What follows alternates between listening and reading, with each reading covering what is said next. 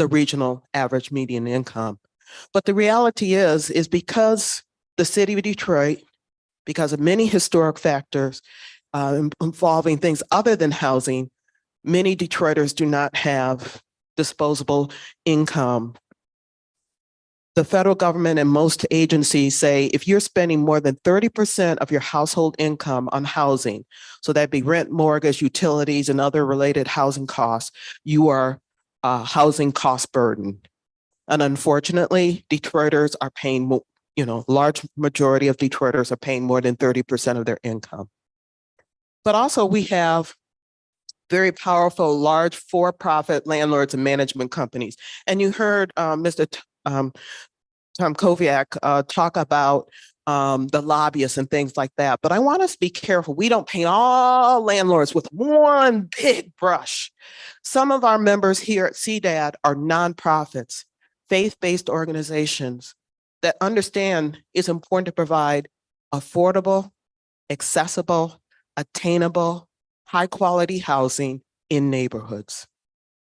We also have individuals. Big Mama bought the house next door and she rents it out. So let's be careful that we don't automatically assume all landlords are evil. Some are, but some aren't. But they do have more power than the average tenant. So we do need to look at the power differentials between most landlords and most tenants. And I'm not going to say all tenants are not evil.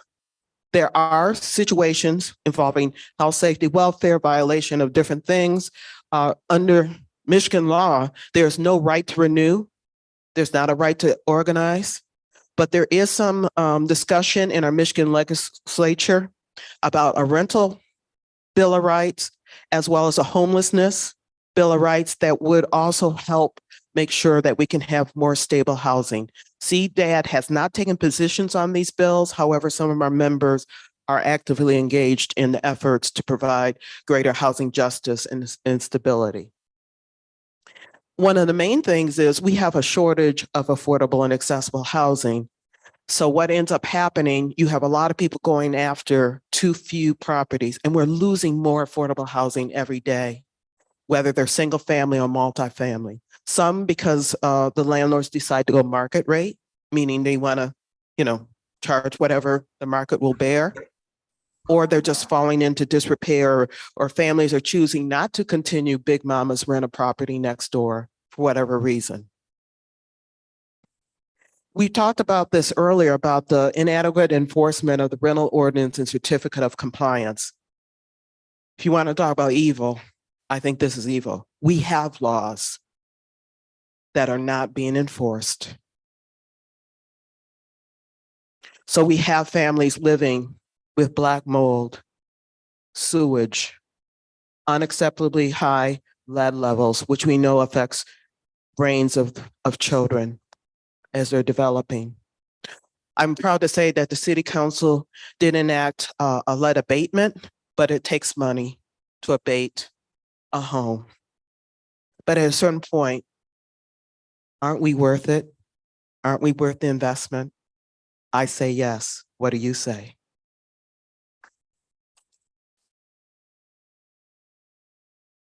But then we also tolerate a culture of scams, rent to own, property, land contracts, and other things. So let me give you some examples, but you probably can give me plenty of examples. You hear about it, you read about it, your friends talk about it. Land contracts in and of themselves are not illegal or naturally predatory, but in the Detroit community and many communities across this country, it's been used primarily with Black and Brown populations at all income levels because credit and loans were not available, so that people who wanted to own a home, they used land contracts. One of the main things, I'm not going to go into all the legal things, is the title to the home, to the property does not pass, does not go to the person living there until all the payments are made, all the terms are met. meaning you could pay on a land contract for, let's say, 15 years. You miss a payment, you may risk everything, all the investment, all the improvements. You're not building up equity, you're not building up generational wealth. But by God, many of our parents and grandparents, that's what they did. But then there are some nonprofit organizations, I'm going to again say some CDAD members, who do use land contracts on an ability to pay basis because they understand sometimes people don't have the down payment capability and some of the other things. And so it can be used wisely. I know that Congresswoman Rashida Tlaib was asked to support good use of land contracts. I don't know the status of that bill during this legislative session, but I'm not saying land contracts are always bad, but in practice, it's been a problem. Same thing with rent to own. It shifts all the responsibilities of maintaining that home, insuring that home, fixing that home to the occupant without any of the protections or the rights that someone who would own the home would have. And then they're just straight up scams. I'm just talking about people saying, I'll rent you this apartment. They don't own it or have an ownership interest. They're not a management company, but somehow they got the locks changed. They'll take the first month, a security deposit, give you a key, and then someone comes up and said, that's my house. Why are you here? And then you're deemed a squatter, not even an occupant. Michigan does have a squatters law, which some landlords have abused as a way to get around legal eviction. And then there's self-help or illegal evictions. It is illegal to cut off the power, to put your stuff on the curb, to do, turn off the power, the air conditioning. That is, everything should go through a court context, through a legal proceeding. And so that's a shame because, again, we have laws that are not being enforced. So that is an advocacy thing, that is a legal thing. But then we have a larger systemic racial equity of disinvestment, displacement, and gentrification. I'm not going to go into a lot of detail because I think you understand what it is, but I do want to talk about Detroit's eviction crisis. And I put crisis in parentheses for a reason. It's been going on for 25 years, honey. So most of the time when we think of crisis, it's a short-term thing, but this has been an eviction machine that's been going on and on. Some of it has to do with state law, some city of Detroit law and policy, but it is a machine and it is a crisis.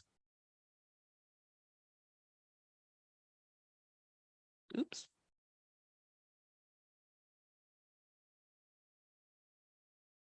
Yes.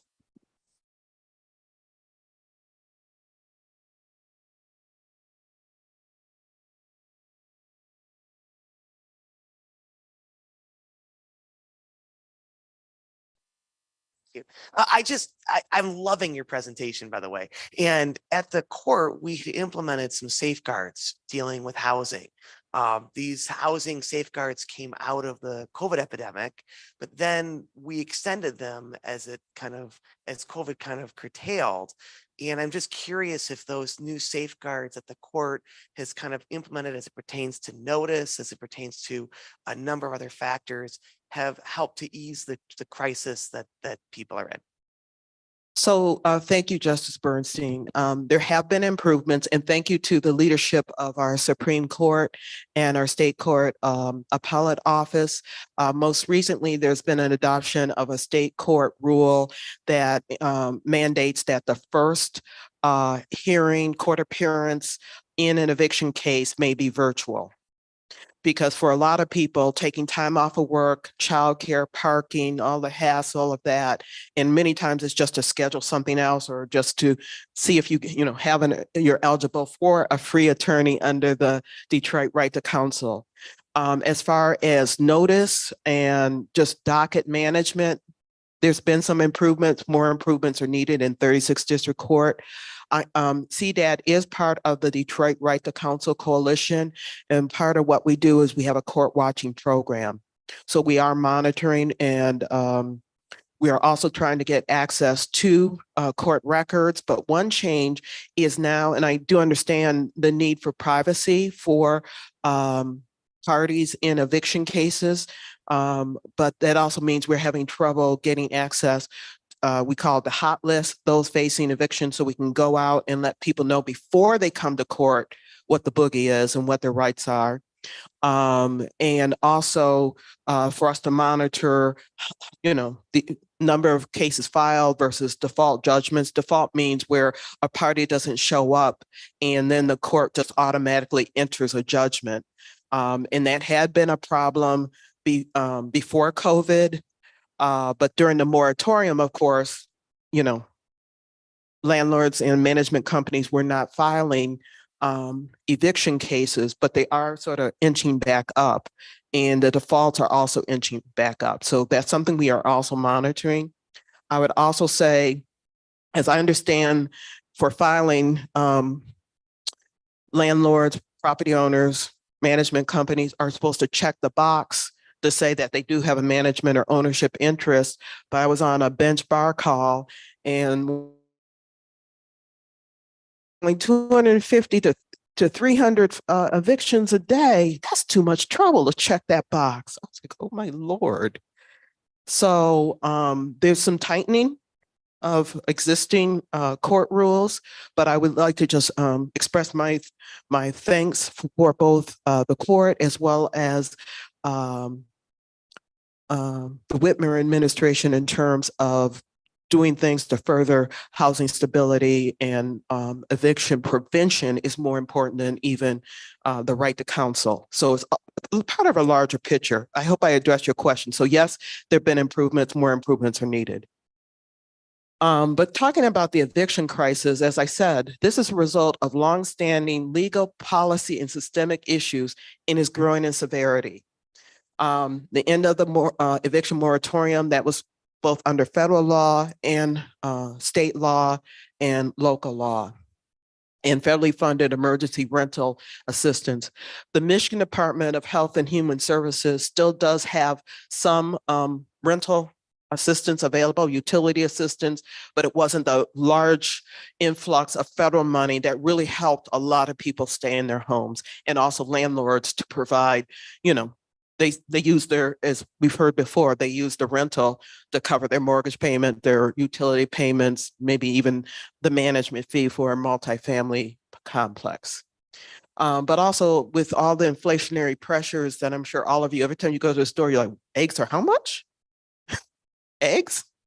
Come on now. But it's also reflected in rents and other housing costs, utilities. I just opened up my DT bill. I was like, what? I feel you. But this isn't new to Detroit. Evictions were a problem before the pandemic. They're an increasing problem now. We were averaging 30,000 evictions a year. I want you to just rest in that. If you can rest in that, just let it sink in. What that means is for this year, 2023, we believe that about 28,564 Detroit residents in terms of residents or households is probably about 2.5. It's usually a single mom and a couple kids. But sometimes it's 2 families, 3 families, because when people can't afford it, they start, doubling, tripling up. Will face eviction this year. And this does not include the illegal or self-help lockouts or even retaliatory. So it is illegal if someone complains or asks for repairs or something like that to then file for eviction. But there's some troubling things. Some landlords said, usually to women, if you do this for me, and you can imagine what this is, I won't evict you. We also have a situation where rather than going through the legal 36th District Court filing of eviction case, they would call the police. The Detroit Police Department said it's a squatter. Even though they've lived there and have been paying rent for years, they'll report them as a squatter. The police comes and then it becomes a criminal matter. So not only are they facing eviction, now they have a criminal case. This is very complex, it's very painful, but we can do better and we must do better. No. Yes.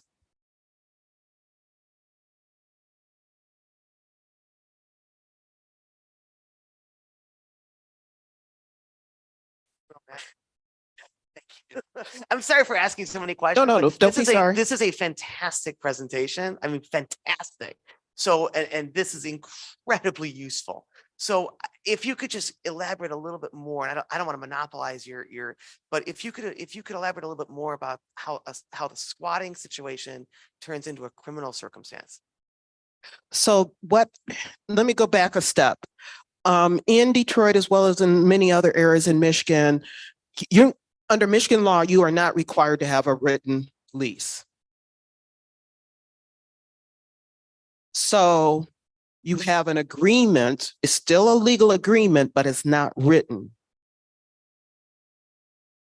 So it gets dicey.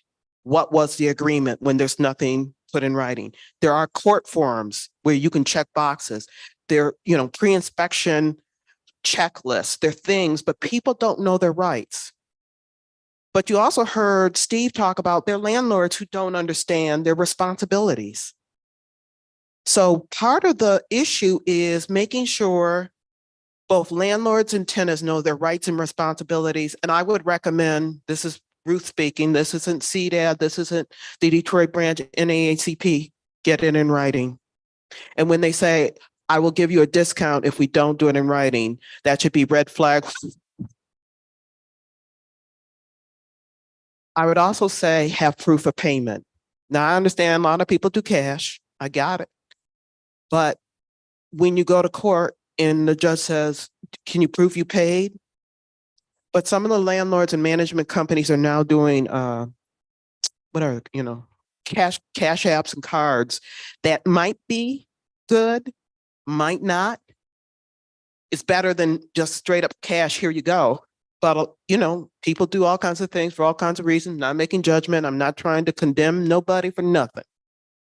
But I'm just saying it invites someone saying you're a squatter because you don't have a written lease and you don't have proof of payment. You got the keys, but they'll say, oh, you just changed the locks. Or all kinds of, you can say the neighbors know I'm here. I'm the block club captain, but doesn't matter. You got to be able to prove it. And also being clear what the terms was. When you don't have a written lease, you are basically on a 30-day month by month tenancy. What that basically means, every 30 days, you can be risk being evicted for no reason or any reason, as long as it's not a legal reason. So even though you've lived in here for 20 years, you know all the neighbors, you have no stability, no rights beyond the 30-day tenancy without a written lease. So laws can be changed, should be changed. But you also get into the question about just the power differentials, and that's something that the right to counsel does. Because when you have an attorney on your side, some of the okie dokie sort of disappears. And in other states and municipalities, even the number of eviction filings went down 50 to 60%. But getting back to the eviction crisis, I don't want to dwell too much on this. I hope I answer your question. I'd be happy to answer other questions too. I just have to say, this is fantastic. This is so helpful. Thank you. That means a lot to me coming from a justice of the Michigan Supreme Court. But that's my purpose here. You don't know because you don't know. Or you may know part of it. You know that your neighbors and friends or people from your faith organization are going through housing instability, but you may not know the causes nor the solutions. But think about it, 10% of Detroit's population will face eviction in Detroit. But 25%, up to 25% of the renter population in Detroit will face eviction.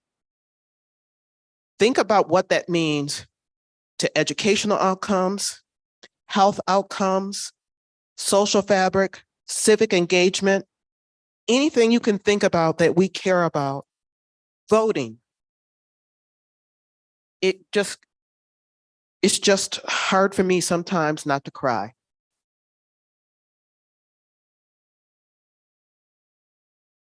So as I said, almost out of 10 Detroit eviction cases were properties not up to code. So they want the tenant to pay rent, but the property is not up to code, may not be habitable.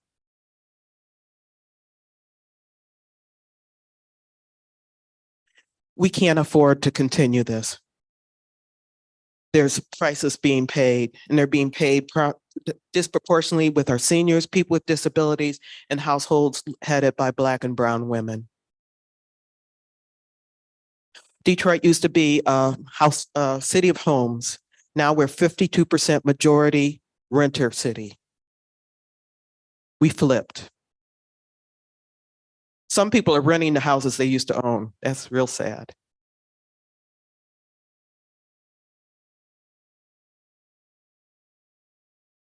So, as I said, they're both monetary and non-monetary cost. Housing instability is trauma. There's shame, there's guilt. Think about most parents, the most important thing they want to do is put a roof over their child's head, and they feel bad because they didn't do it or can't do it. It increases homelessness, increases poverty, because a lot of times when you have to move, you lose everything. It disrupts education, and it could increase incarceration, and there's data to support this. But I want to say to you, it just doesn't harm the landlord, the management company, the tenant. It harms all of us.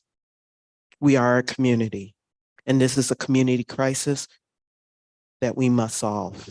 We must address it. But we have the answer, or one of the answers is right to counsel. It's part of a national movement that recognizes that legal representation as a right for tenant. You know, as a criminal defendant, you have the right to an attorney, you have the right to remain silent. It's like that, but not quite. So you're not going to have someone with a little card, though I'm thinking about maybe having judges with cards so they can get the information right, but haven't gone that far. But it is a right. In Detroit is based upon income level, and I'll talk about it more. But it also requires the government, the city of Detroit, to pay for it. And right to counsel works. We have examples in many states and municipalities how it works. Actually, under the American Rescue Plan Act, the federal money, right to counsel was one of the things they said that ARPA money could be used for. And as I started my presentation, it's not a program, it's a right, it's the law. Say it's the law. Say it like you mean it. It's the law. I like that. Okay, so let's get excited. After hard fight, I'm talking fighting.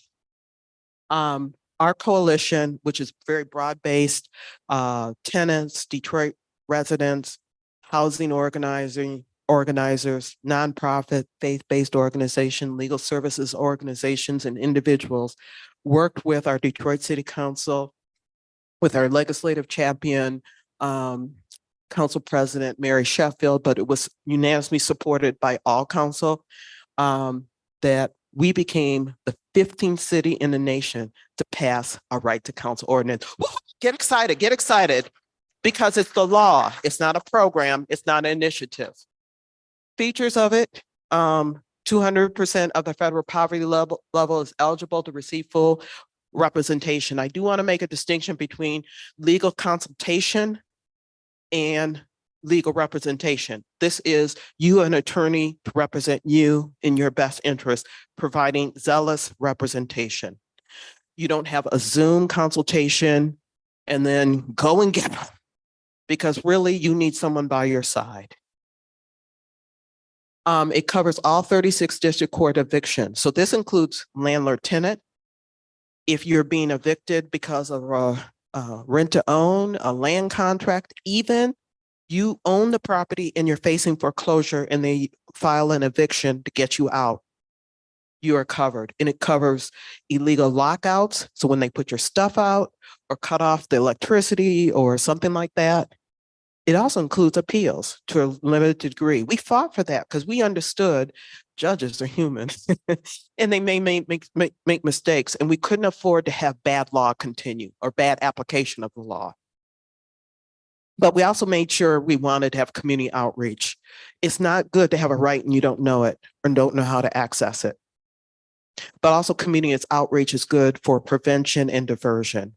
36th District Court did have a diversion program before the pandemic, and we want to get funding, and we're working with our state level partners to get that, because the best outcome for everybody, because sometimes the tenant doesn't want to stay in the mold infested, rat infested, rodent, roach infested place. They want someplace else to go, but they don't need an eviction on their record, which will make it trouble for them to be eligible for even public housing. And then it's a downward spiral in terms of quality and quantity of housing, rental housing.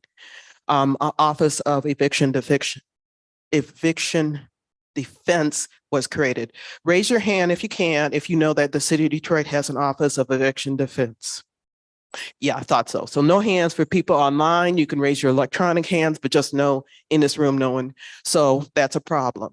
I did make public comment to city council that there's no public phone number, address, nothing. But we got an office, some transition in staffing and funding, but we're still fighting. Just know the fight continues. Annual public meeting will be November 13th. This actually, although it passed in May, the effective day was not until October of 2022. So in November 13th, 5 p.m. via Zoom, and I can make sure that Ms. Lori has information, can send it out. There'll be a presentation by the law department and the Office of Eviction Defense on the status of it. But we also want to make sure it's not about the data, it's always about the people, but the data tells the story, helps tell the story of the people and how well they're being served and how many people are being represented and how many people are not getting full legal representation in the other services. Part of the battle was funding. We did get funding for the first 3 years can come from ARPA, again, the American Rescue Plan Act, public grants, private grants, and then after 3 years, it's open to any funding source. I'll tell you later why that was such a big thing. I mentioned the Right to Counsel Coalition. It is people-centered, shared power, collective decision-making. As part of the model for our coalition, 20% of coalition members must be renters. We never want to forget this is about the people and making sure we're understanding the needs and rights and desires of renters. We do believe housing is a human right, and we're a part of a larger housing justice movement. This is just one part of it. Our work is relational. We believe and invest in resident and community leader development. We rely upon informal and formal neighborhood communications, but we also use a lot of art-infused healing justice. We do poetry slams. We've had a mother-daughter team do Right to Counsel play in the parks. We're planning some other things to do. One, to go where people are, but also to decrease the shame, the guilt, and negative emotions associated with eviction.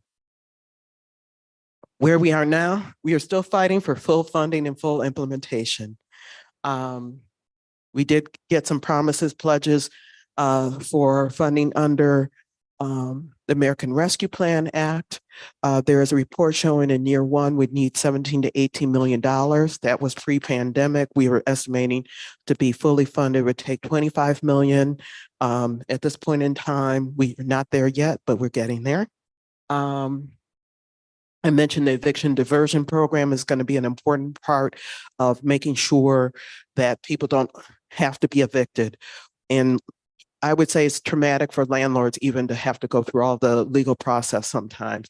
There can also be mediation and arbitration, but we do not want in any way to reduce the legal protections that a court filing does provide.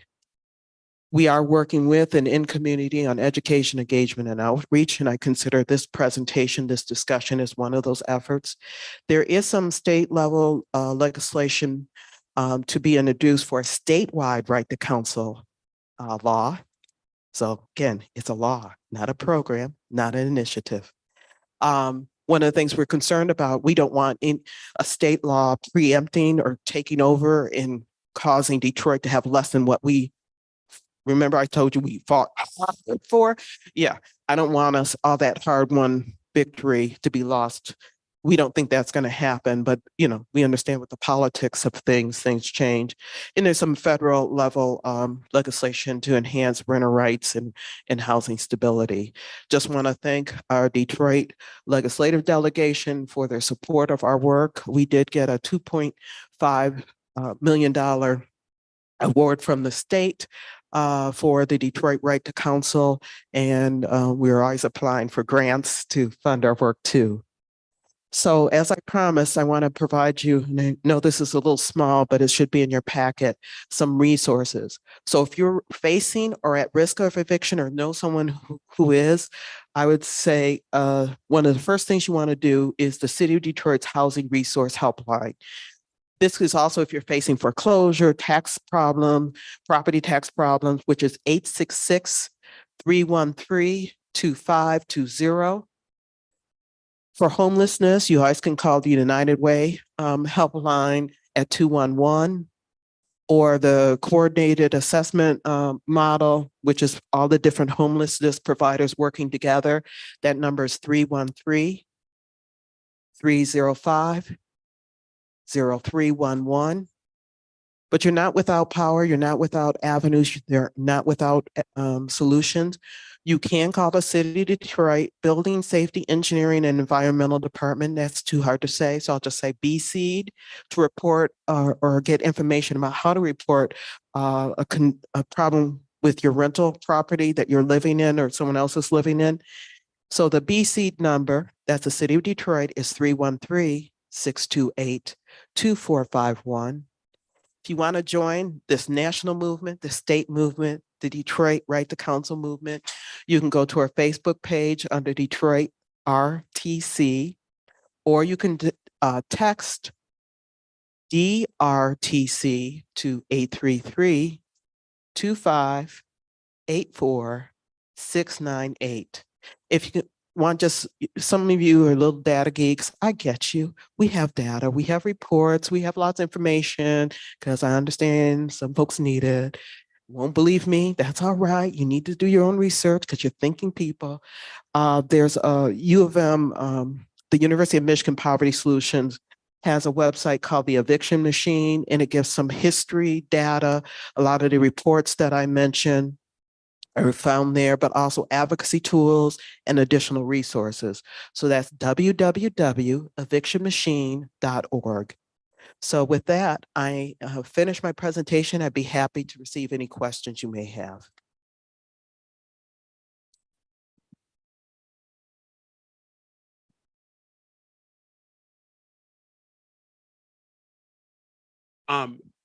What state models do you have for the right for counsel?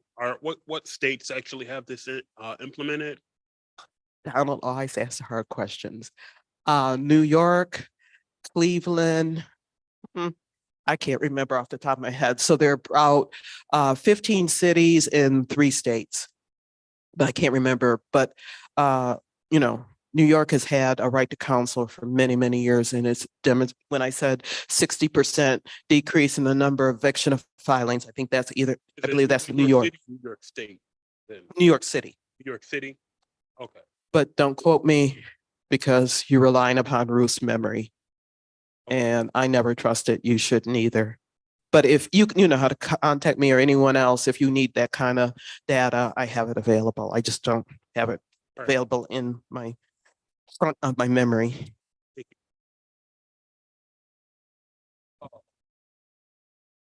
I'm trying to recall the lawyers for the right to counsel ordinance. They come from the city, but are they also from private practice attorneys as well, or? Mr. Mack has gotten into an interesting area. I'm glad you asked the question. His question is, where did the lawyers for right to counsel come from?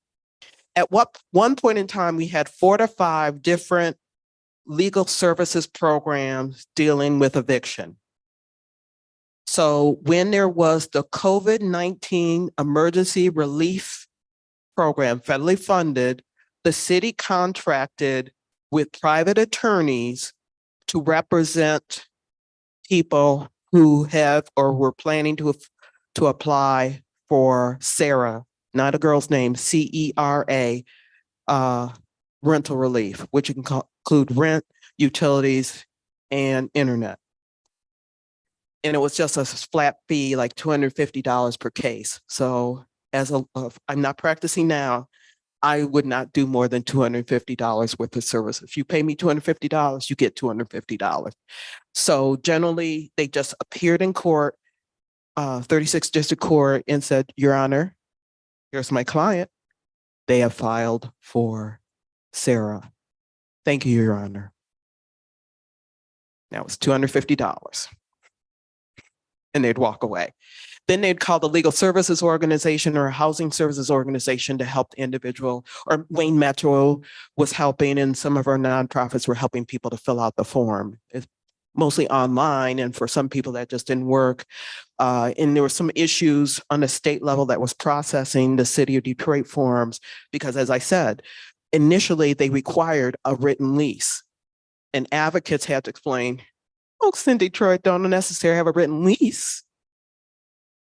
But we had to work out, and the city of Detroit was a very helpful partner, both with landlords who wanted to file for rental assistance as well as tenants. So that was one program, SARA attorneys.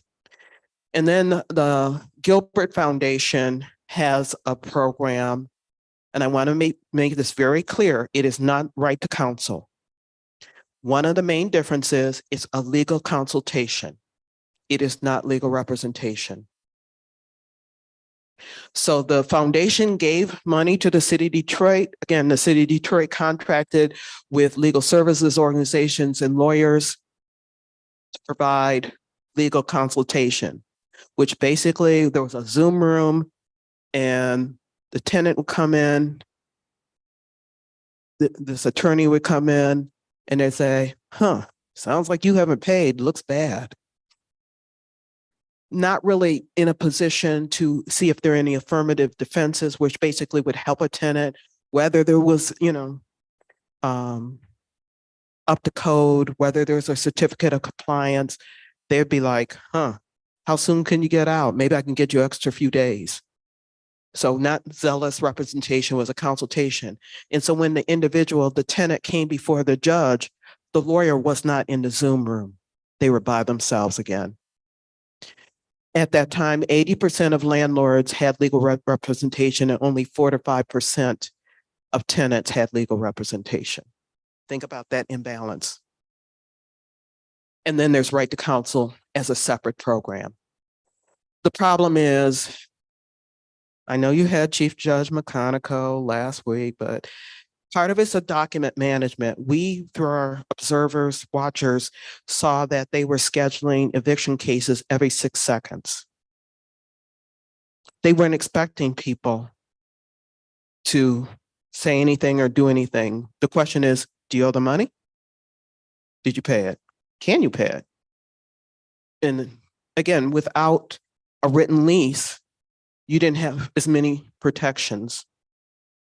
And despite all this court TV, you'd think we know how to take pictures and, but some people don't know how to put together a case.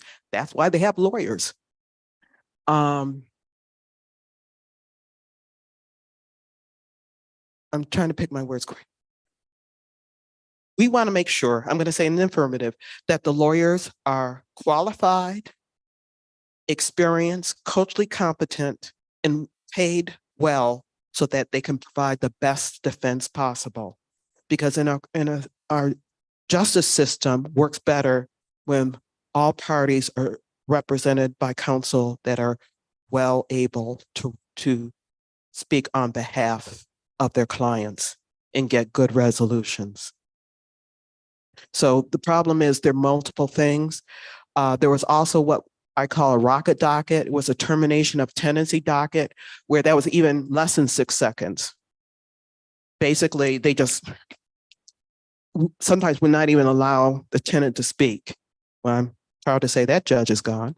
Uh, because a law student, we are working with Wayne State Law School, Go Warriors, where I'm adjunct faculty.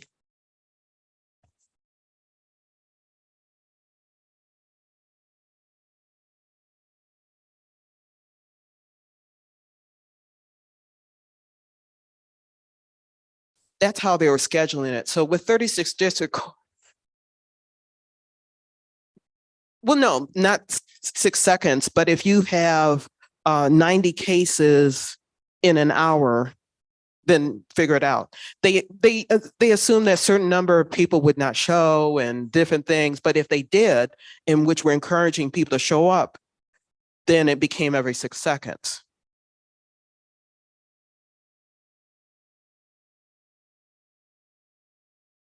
Because basically he would, once he established they had not paid and there was a right to payment and people don't know how to sort of affirmative defense, here you go, next case.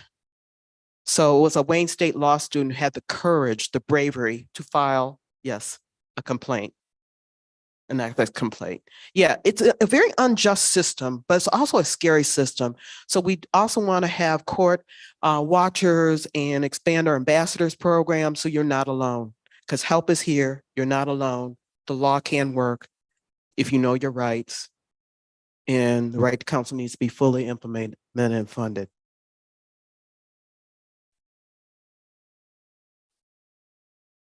Let us all say thank you very much to Ruth for an outstanding presentation. I'm going to ask Reverend Anthony if you just come up for a minute.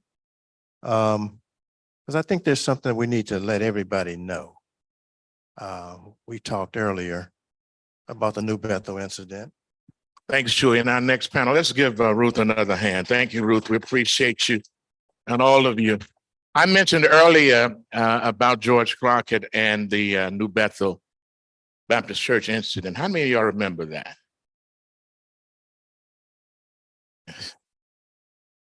Okay, how many of you lived through it? I know some of you are young people, and you did not experience that, but those of us who are around remember that very well.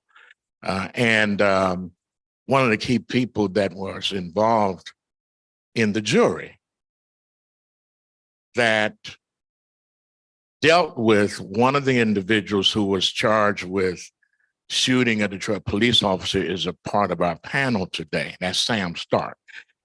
And give him a hand. He was a UAW guy. Sam, you're 95 years of age. How old are you today? How old are you? Okay, all right. But we want to thank this brother because at a time when it was not popular, he stood up and he did the right thing for justice. And he didn't plan to be the jury foreman, but he wound up being the jury foreman in that historic case. You would have to have been here to understand the tension in the community around that situation. It almost resulted in another riot rebellion in this community because of what happened at New Bethel Baptist Church, in the church where the police shot up the church. The police shot up the church. The police shot up the church, meaning that they disrespected God's house. They had no respect at all. And that's part of the journey that we have come through. And so it was not popular for someone to stand up like that. But this white brother did. And we are grateful for that. The UAW worker, laborer, writer, and all of that. And so I just wanted to say that as a prelude to him coming here so that we could appreciate him for the history of what that has brought to him. We're still standing up in justice, and you can see he's still standing up. So thank you for giving me that moment. I just wanted to recognize a good brother. Thank you. Thank you, Reverend.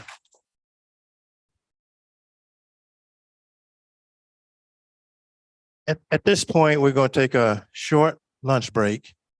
We're pretty much on schedule now.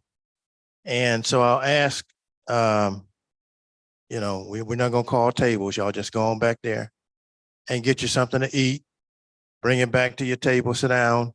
We're going to start with the panel this afternoon, and we'll do that pretty promptly. And you can continue to eat while the panel takes its position and gets ready to deliver you some more dynamic information. Thank you. We'll call you back. We'll get started again in maybe about 15 minutes.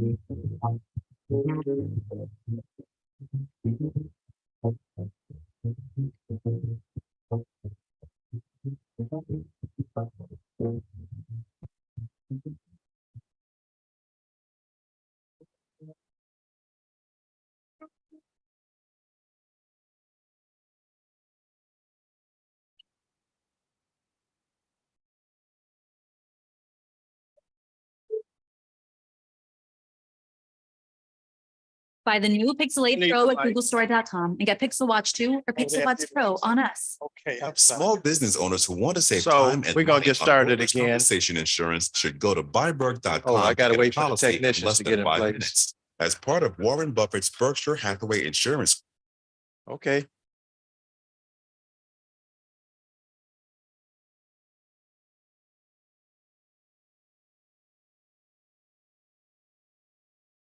Okay, let's bring in someone very near and dear to our heart and special to give you a special message.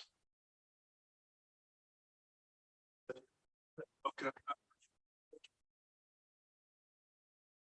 right, good afternoon, everybody. All right, it's good to see you here on behalf of our Chancellor, Dr. Curtis L. Ivory, our Board of Directors, our campus president, Dr. Brian Singleton. My name is Rodney Patrick. I'm the campus dean of continuing education, and we truly want to welcome you here on a gray Saturday, but it's not gray in here. This is something that needs to happen.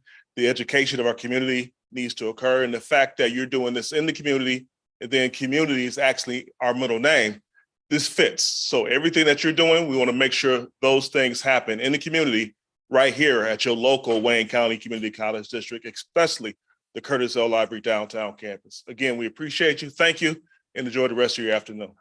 Right.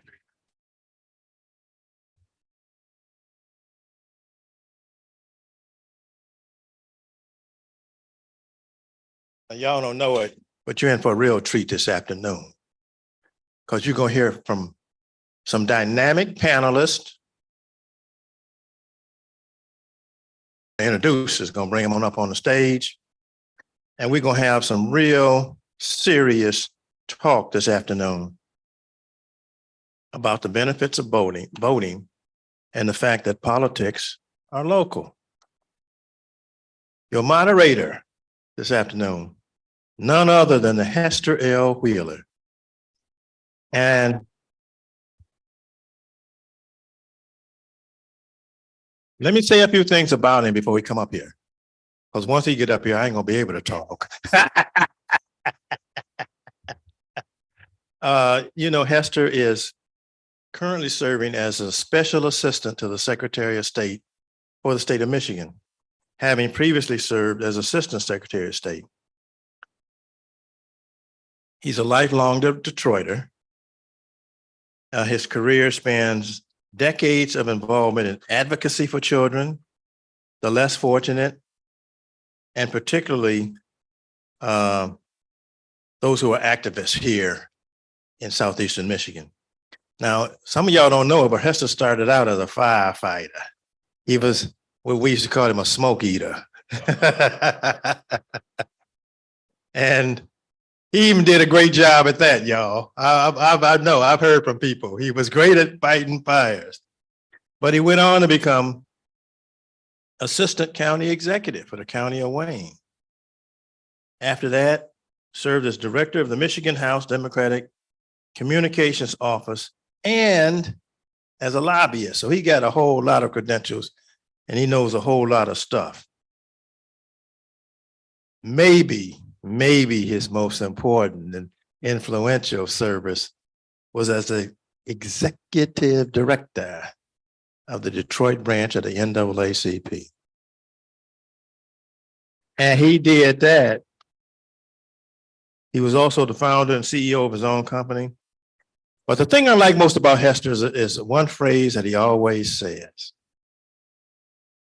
The best way to predict the future is to create it.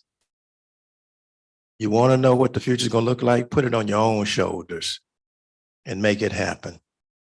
Without anything further, Hester Wheeler.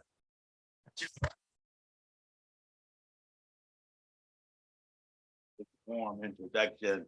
Let me say good afternoon, everybody. So last night I was at an event and it was a Pontiac NAACP. And one of the things I like about big events is the way they open. And I think you all agree that prayer is our best power, right?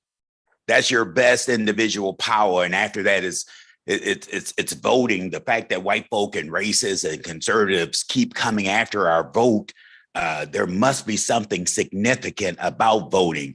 But last night they opened and this sister sang the Black national anthem. And there's one part of the anthem that always strikes a chord with me.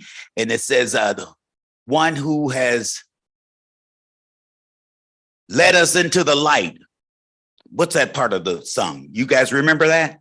How many of you know the Black national anthem? Huh? Thou who has by thy might led us into the light. And that's really what I'm going to talk to you about this afternoon is like, you got to live your light. You got to live your light. It is not enough for you to have information and insight and not make a difference. It is not enough for you to spend an afternoon in an NAACP community conversation and take this information and nothing in your life changes. And I heard somebody, and I appreciate what Attorney Chewy Correga said. I do believe the best way to predict the future is to create it. And somebody made a difference in your life. Somebody paid attention to you. And if you're not connected, if you're over 50 years old and you're not connected to young people, I think that's sudden death. When you die, all your stuff is over because you've not made a difference. You didn't invest. You didn't bring anybody along. So these kind of community conversations are designed really to challenge you. And I'm trying to make sure I'm in the right place with this videographer. Is this my good side? You see it, man? I wore nice colors because I'm chocolate. So I thought you might be videotaping. And there are certain colors that resonate with my complexion. Is that right, Eric? All right. So I do want us to just have fun. Ruth, I love all of your brilliance. Isn't she something? Every time she speaks, she brings another nugget of enlightenment about just a whole bunch of stuff. You're fighting so many good fights, and you know it's not a crime to be poor, but it is a sin to treat poor people poorly. It's unacceptable that poor people be treated poorly.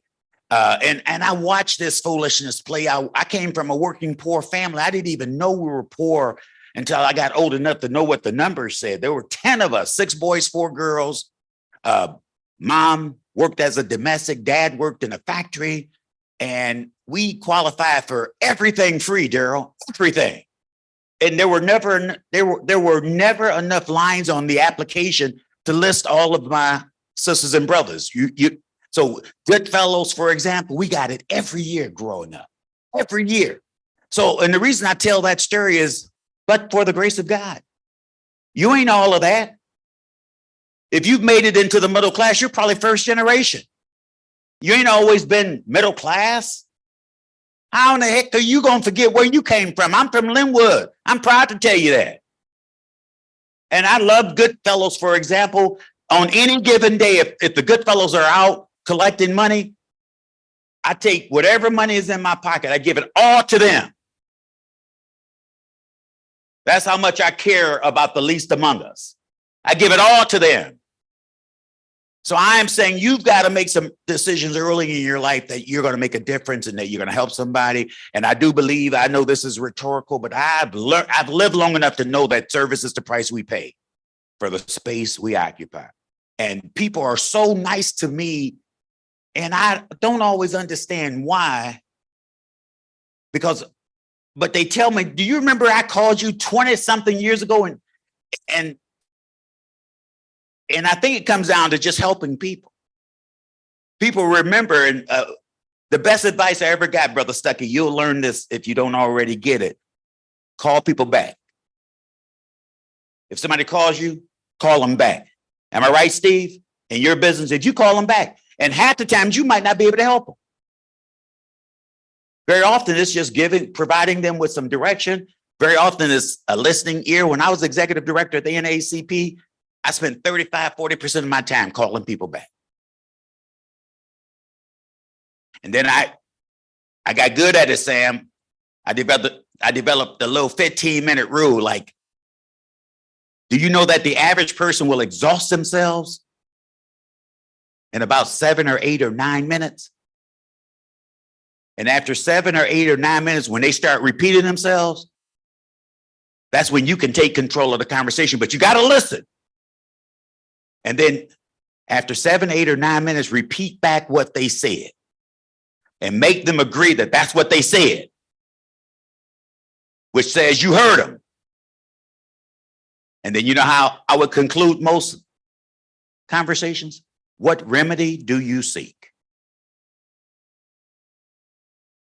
Most people don't know what the remedy is. Because most times people are satisfied that you heard them. What remedy do you seek? How can I help you? What can I do for you? So I'm challenging you with one of my personal commitments is to call people back, deepen your commitment to be of service. Most of us are closer to our futures than we know. We're closer, but you got to step into your light. Don't be afraid. Express yourself. And I got a couple of other 3 or 4 other little things that have worked for me. It helps if you learn to be bilingual. I can talk black and I can talk white. Depends on who you're talking to. I actually trilingual because I can talk Republicanism. When I moved through the state capitol, man, I'm smooth with Republicans. Brother Stuckey, that shirt and tie is going to serve you well. Watch. It's a uniform. Shirt and tie is a uniform of the business world. It'll get you in and out. Chadwick, pay attention. I know you're public policy. You're on your way, but get you 3 or 4 shirts and ties. Get you 3 or 4 suits, 5 or 6 shirts, 7 or 8 ties. And unlike women, you can mix and match. Women they don't wear stuff more than maybe once a month. You can wear stuff once a week. Just change the tie and shirt combination. They won't, and plus ain't nobody paying attention to you at the same level. But I'm saying the shirt and tie gets you in and out of situations. It'll get you in and out, particularly as an African-American male, because people are scared of you. You know that. Even as handsome as you are, people are afraid of you. That's our reality. And it doesn't matter what kind of shirt or tie or suit you have on. Don't negotiate your heart. My heart is red, black, and green. I don't care what color suit or tie I have on. My heart is the same. And it's a commitment to our people. So, and it's a commitment to voting rights. It's a commitment to fairness. It's a commitment to democracy. And I know this is a troubling time, but if you're committed to fairness and equality, Reverend Anthony and I were just talking, we've got to be able to talk about Hamas and Israel. We got to be able to talk about Ukraine and Russia. In the same way, we've got to be able to talk about the fact that they still killing black men unarmed. We've got to be able to talk about 39 pieces of voter suppression legislation just 2 years ago. We've got to talk about all those issues. And we got to talk about the politics of America right now. I love the fact that mean-spirited conservatives are duking it out, Chewy. All of them are mean-spirited. I don't like none of them, and none of them like you. All of them they're fighting over who can be the worst. It's a race to the bottom. What a tragedy. But there's nothing so sacred that we can't have an open, honest conversation. And we've got to commit to decency and fairness and democracy. Is the American dream, is that real? Is it a fantasy? Is it accessible to everybody? Ruth, you just articulated some data about poverty in our city. And we've got poverty solutions that people don't even know about. We've got to help create those pathways out of poverty. And sometimes it's just a kind word. How can you keep telling young people, go graduate high school, go off to college, go off and get a trade. And when they come back to you and give you their resume, you don't do anything with it. I am saying, let's help people. Let's get in the game. So I'm going to introduce this wonderful panel, but let me give you 3 or 4 quick pieces of statistics. You might want to take your ink pens out because this is some data that maybe you don't know that you don't know. Numbers are some of the numbers that are critically important as we head toward the 2024 election. Include, everybody know when presidential election is next year, right? What's that date? Exact date? No, the actual November election. You're absolutely right. But the actual November election, what day is that? November what? November 5. And let's work backwards. When is the August primary? August what? And we're political activists. We're working backwards. August 6th. There are some significant elections across the state on May 7, mostly school boards. But there is a debate, Ruth, about this presidential. There's some serious politics happening in the legislature right now. Anybody know what sine die means? And Chadwick, I want you to really write this down. You're a young man working on your public policy degree.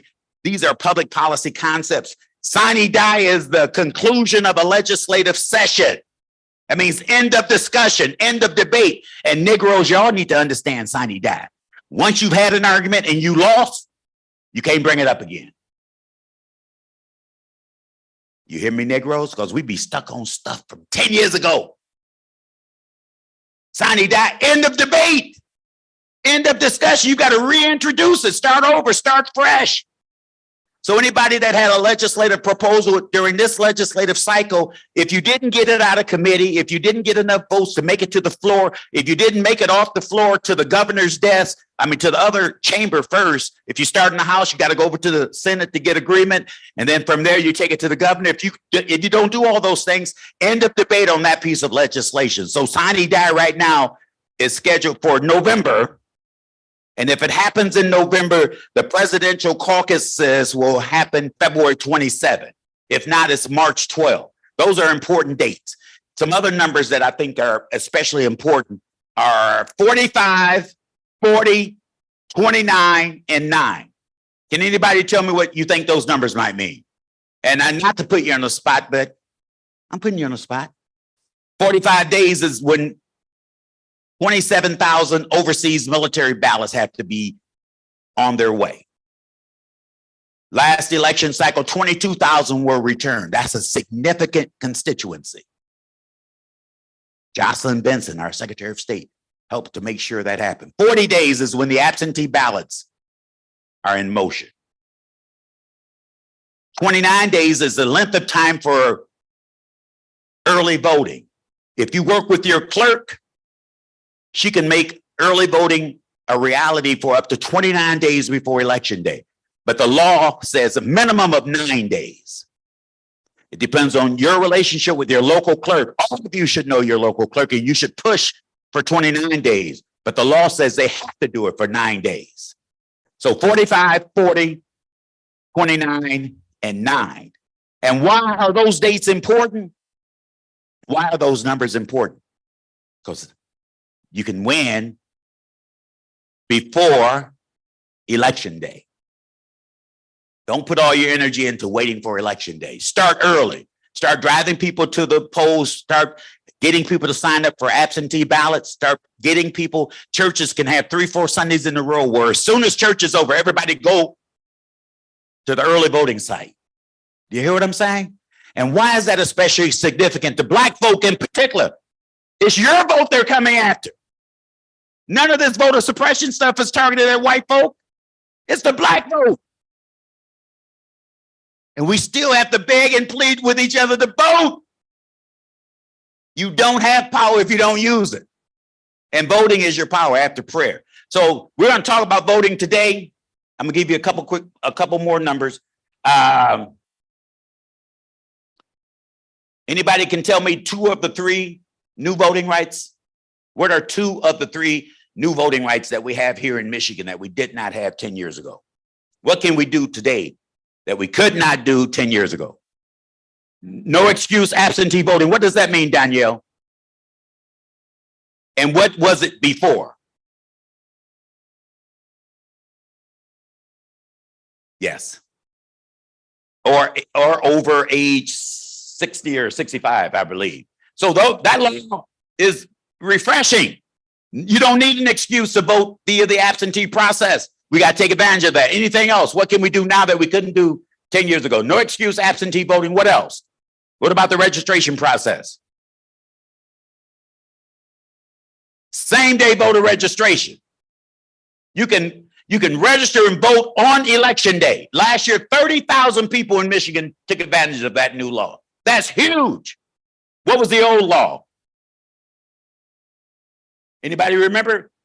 You had to be registered 30 days in advance, Brother Stuckey. You're absolutely correct. So I'm saying take advantage of these new laws. And those came out of 2018. 2022 last year gave us what? I just talked about it.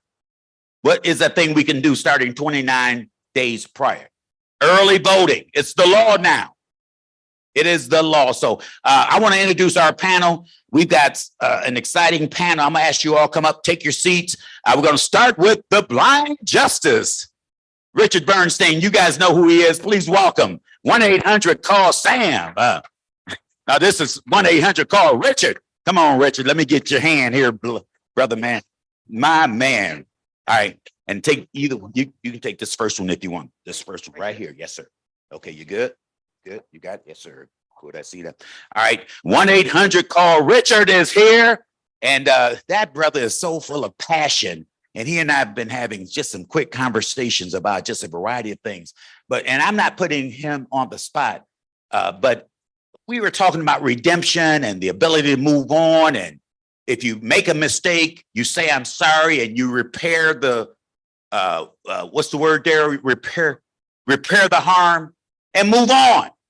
And I see him doing it. But one of the things he has talked about more openly than I've heard anybody, mental health is just as important as physical health. And he just shared with me a piece of statistic that I knew, but I hadn't processed empirically.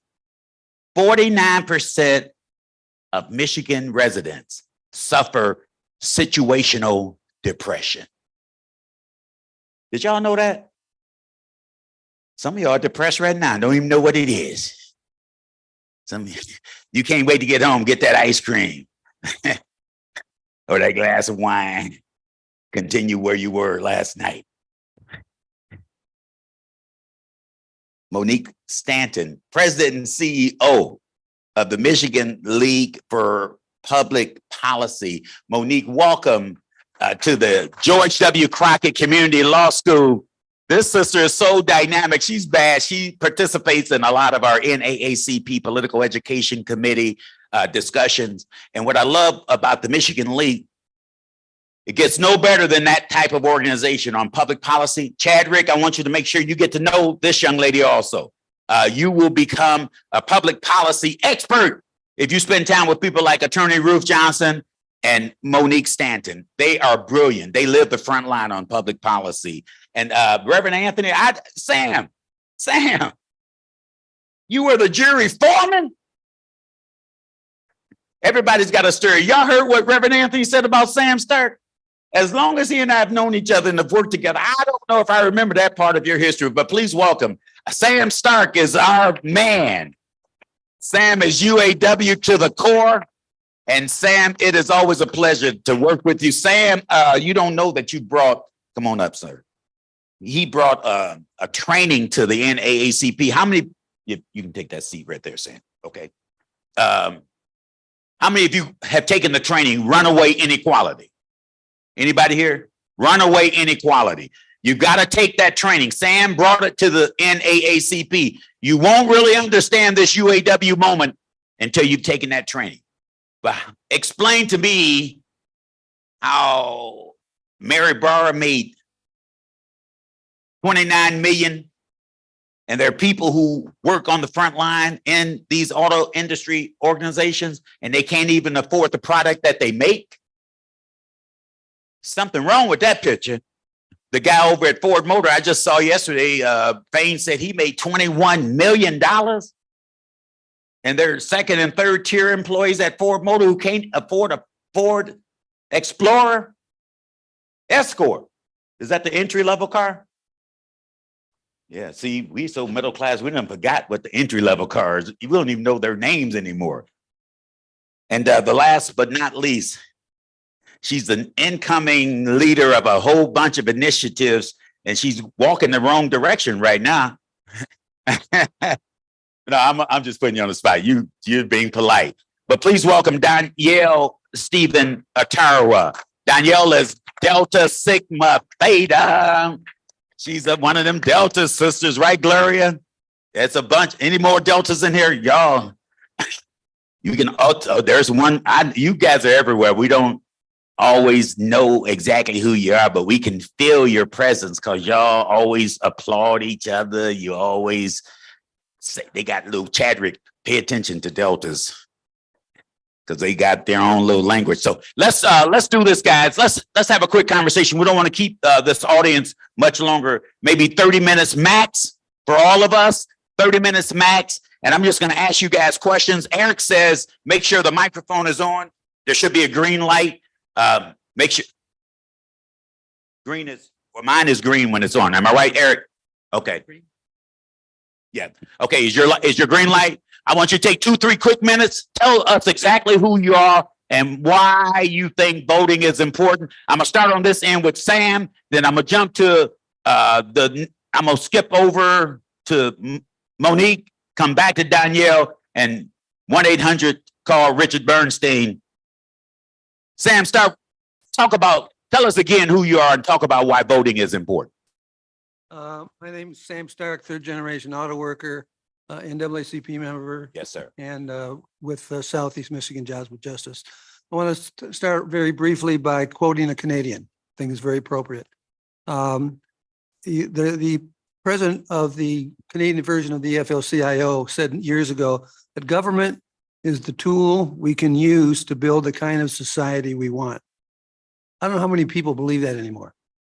There was a time that we relied on government to create programs to help people, Social Security, unemployment benefit, voting rights protection, and so on. And we've gone reversed in a lot of ways. We can talk about that later. But the corporations who have more campaign contributions and labor unions or social justice groups also during the 70s decided they were losing the hearts and minds of young people, and they had to promote not just capitalism, but conservative ideology. And what they promoted through think tanks, through TV stations and so on, was the idea that conservatism means small government, free enterprise, and rugged individualism. And when I taught classes at the UAW Center at Black Lake, Michigan, I would ask our members, what do Republicans believe in? And they could recite that. Those three, they knew. I said, okay, what do progressives, what do Democrats, what do union people? Healthcare, right to vote, all that kind. I said, those are programs that are very important. But what are the values behind those? And what the Republicans understood is that people vote by emotions. It isn't just just their economic interest. So a lot of these issues that are social issues we've lost that very important voting constituency because of those conservative values. So I asked our members, are you a yo-yo or a wit? And they go, huh? And they should just go, huh? I said, yo-yo stands for you're on your own. WIT stands for we're in this together. My man. Are you a yo-yo or a wit? Write that down. Are you a yo-yo or a wit? Sam Stark always brings an extra dose of enlightenment. That's why he's my man. I appreciate it. Miss Stanton, president and CEO. You're too young to be a president and CEO. I think a little older than I look, probably. All right. Tell us who you are. Sure. So, good afternoon. I'm Monique Stanton. I'm with the Michigan League for Public Policy. We have served the state of Michigan since 1912. We have really focused our work on economic and racial justice. There have been many social movements, progressive movements related to workers' rights, child labor, voting access, healthcare, reproductive rights that we have been engaged in. Some, unfortunately, the issues that we started in 1912, such as child labor laws, which we shouldn't have to be talking about children's labor issues right now, over 100 years later, but we're still here talking about this. Criminal justice reform have been things that we have been consistently engaged in. And for us, voting is essential. It's an essential part of the policy-making process. Number one, the people that you vote for at the federal, state, and local level are the people that create the policies that impact our day-to-day lives.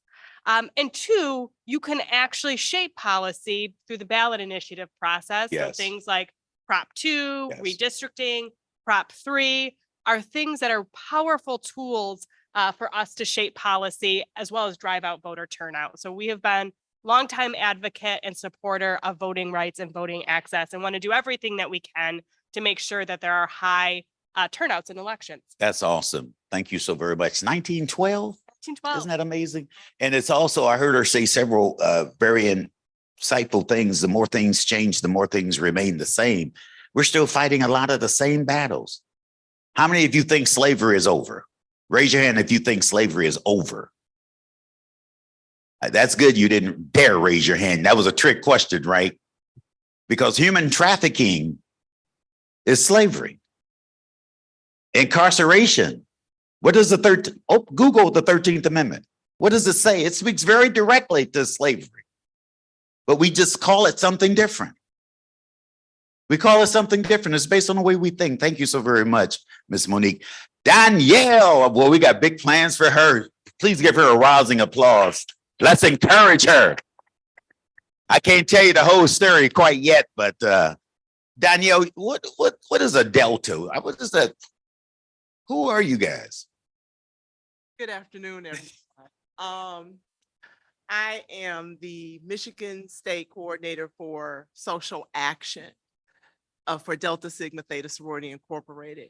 We have been in existence since 1913, and our whole focus is social activism. In fact, our first act as a service sorority was to participate in the Women's Suffrage March. Wow. We were not invited. We showed up. They tried to put us at the back. And as you know, and more information is coming out, how they were spat upon, ridiculed, called out of their names.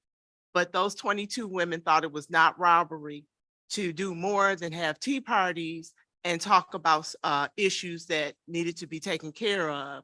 But instead, they actually, 2023, we're still doing the same. Social activism is at the root of what our service. We have 7 issue priorities that we focus on, which include voting and civil engagement, economic justice, environmental justice, education, health equity, reimagining public safety, and reproductive justice. However, that's just the foundation of the work that we do. And our grand chapter, as it's called, or our national office, pushes down these priorities and says, yes, there are legislative policies at the federal level that we need to address, but also it is the expectation that each state and each chapter, which in Michigan, we have approximately 26 collegiate and alumni, or that's graduate chapters. We expect them to take on issues through advocacy, participating in public forums like this, advocating for people to get out and vote, and things of that nature that reaches from the federal level all the way down to the state level. So I thought it was very apropos that this panel focuses on all politics is local. And that's one thing that I try to impart to the chairs that I'm responsible to reporting for, and to those chapters, that we can't wait to always get direction from our national office. There are things that are happening locally that feed into those 7 issue priorities at this level, and such as the Voting Rights Act for the state of Michigan, the Ethnic Intimidation Act, that still, those 2 bills are sitting in the Senate waiting for passage. It's our job to make sure that those bills pass. Just like it was our responsibility in 2018 to make sure that people knew about Proposal 2 and could get out and vote to increase their ability to vote. So that's the short story of what we do and what I'm responsible for doing. And it's an honor to be here. And on behalf of our state coordinator, Katrina L. Camp, it's my pleasure to be here. It is our pleasure. Thank you, Danielle, Stephen Atara. The Blind Justice, Richard Bernstein, 1-800. Is this a good shot right here? Yeah. No, I'm just messing with my friend here, Vice President. She's a big shot. Who are you, Richard Bernstein? And what are your thoughts about this conversation around voting and democracy? I want to share a story if I could. I remember many years back, it was the Bush versus Gore election. And as a Democrat, I was working the polls in Detroit. Basically, the goal was to make sure that everybody had the opportunity to vote, that nobody was left without that right. And I always remember, the person I was with would describe to me the folks that were coming in. And all the people that were coming in got dressed up in their suits and ties. These were senior citizens, and this was their day. This was their day to come and have a chance to cast their vote. But then I'll always remember that they are called challengers, and these Republican challengers showed up. And as these seniors were going in to vote, cast their ballot, they would embarrass them, and they would challenge their right to vote right on the spot. They would basically find some reason that this person was ineligible. They would find some reason that this person shouldn't be given an opportunity, but they would embarrass them in such an extent that they would make it known, they would challenge their vote and that person right in front of everybody. I'll always remember that. We ask ourselves this question. So why is it that, voting matters so much? Why is it that these senior citizens would get dressed up in their suits and ties to come out in the cold and the rain so that they could vote? And I can just tell you from a Supreme Court perspective what an impact the vote has. I was given the opportunity to write the Flint water decision. That was a decision that affected 150,000 people. These were people who were literally poisoned by their government. But the question was, did they have any right to redress? And I wrote an opinion that said absolutely that they had a constitutional right to be heard. They had a constitutional right to matter. They had a constitutional right to say that you can't do this. It was interesting. One of the decisions we ask why voting is so important. People tend to overlook the courts. They overlook the Supreme Court because the other races have a little bit more fanfare, a little bit more excitement. But always remember a decision that I had the chance to write. I remember it came into my office and there were two young African-American men that were sentenced to prison for life. But when I reviewed the transcript and our office kind of dove into it, you saw that there were just certain things that didn't add up. There were certain problems with how the testimony was taken. There were contradictions. There were all kinds of issues that were taking place.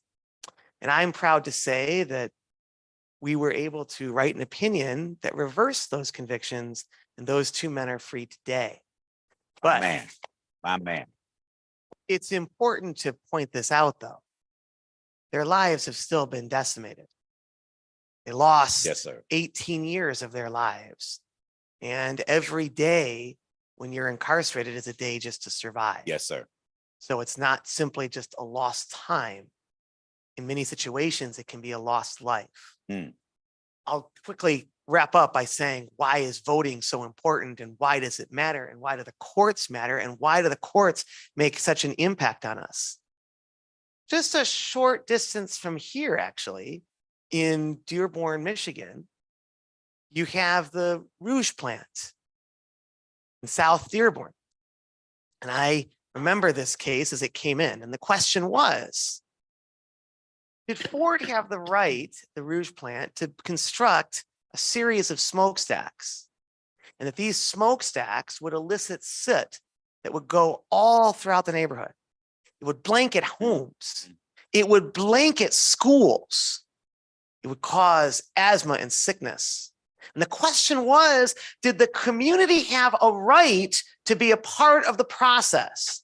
Did the community have the right to engage in the administrative process that would allow for a company to construct these types of smokestacks? And I'm proud to say that I was able to write the opinion that ultimately said, absolutely. If you're going to do something that's going to impact the community has a voice and the community has a right. I'm going to end with this. You ask yourself this question, why is voting so important? Why does it matter? There was a case against the Ann Arbor Public School District. Question was, did the school district have the right to limit whether someone brought a firearm into the school? Now you think it's pretty straightforward. Did the public school district have the right to indicate whether or not you could bring a firearm into a classroom? It was a 4-3 vote.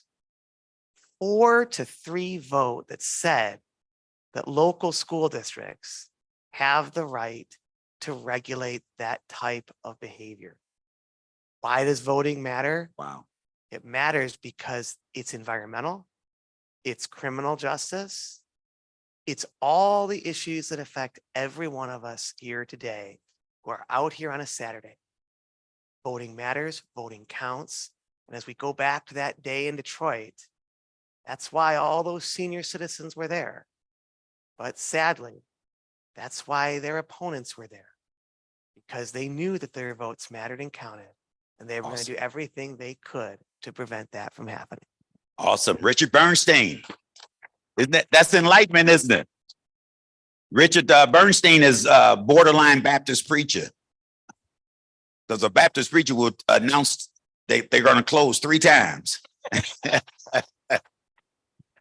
But his nuggets of enlightenment got better and better and better, and we appreciate it. So we want to hear from each of you 2 or 3 more times. So I want you to just kind of be prepared to, let's just go rapid fire. But let me ask you a couple of quick questions. First, and let me acknowledge Daryl Woods and members of Nations Outside,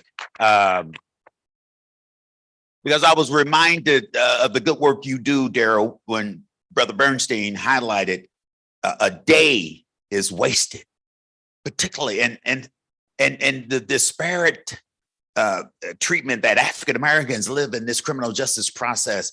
There are 5 or 6 priorities, and Danielle, you just highlighted many of the Delta's priorities, which are the same as the NAACP's priorities, which are the same. When people say, "Where's the Black agenda?" or "What are the priorities in the African American community?" This ain't rocket science. This ain't rocket science. When people say, "What does Kamala Harris do?" Negro, go to KamalaHarris.com and sign up for her emails. You can get one every day to know what she's doing. When you say ain't nobody doing nothing, all that means is you ain't doing nothing. You ain't talking about me. You're talking about yourself. When you just don't know what you don't know. But which constituency audience is the most dedicated voters in the United States? Who votes more? Which specific constituent votes more than anybody else? Who? Say it again. Say it. Black who? Black women. Black women voters are the most dedicated voters in the country. Y'all don't even know your power. Let me ask one other question. What does it take for Democrats to win in Michigan? What percentage of a successful Democratic campaign in Michigan is Black? How significant is the Black vote to a successful Democratic victory? Anybody know that number? Democrats can't win in Michigan without 25 to 35% of the Black vote. 25 to 35% of their total vote comes from the African American community. Did you guys know you were that important to a Democratic victory? Did you know that?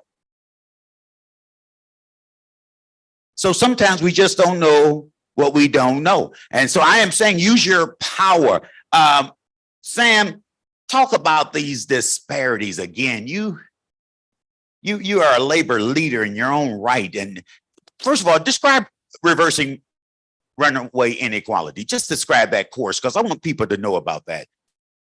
And give us an update on what's happening with UAW right now. People realize that there's a great gap between the top 1% and the 99%. The workshop also goes into the gap within the 99%. But there's a chart there in particular that gives me hope. And that's the one where it shows that the gap from CEO to worker was 45 to 1 in the 1970s. In other words, for every dollar a worker got, the CEO got $45. That's gotten up to about 800 to 1 ratio now. And I think people on both sides of the political divide understand that. And what the chart that I was referring to, a strong Democrat voter said that the ratio should be 5 to 1. They think that's fair. That's more equal. For Republicans, it's 12 to 1. And I see hope in that because I see there's not a great deal of discrepancy. We can work around that. So I see that as a starting point. We were talking to my white brothers and sisters who are voting the wrong way. Why are we fighting each other? Why don't we know who the real enemy is and focus our attention on them? I think the program is really one that's very enlightening. We make sure that the participants are diverse because we learn from each other. That is awesome. That is so very awesome, and it's so very human. If if all your friends look like you got a very narrow world.